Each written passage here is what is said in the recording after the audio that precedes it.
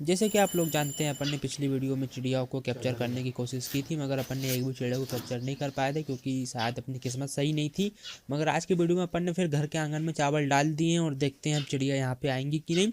थोड़ी देर इंतजार करने के बाद ही दोस्तों यहाँ पे मैंने देखा कि चिड़िया लोग आना चालू कर दी हैं। और मैंने वीडियो थोड़ी सी फास्ट फॉरवर्ड कर दी यहाँ से कि आप लोग जल्दी जल्दी देख पाएँ।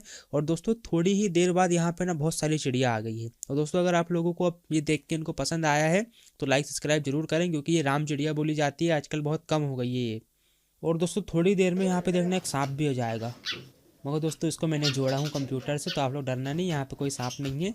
और दोस्तों देखना ये यहाँ पे ना ये चिड़िया अभी फाइट करने लगेंगी और मेरा कैमरा ही गिरा देंगी, ये देखो। और फिर उसके बाद वीडियो भी शूट नहीं हो पाई।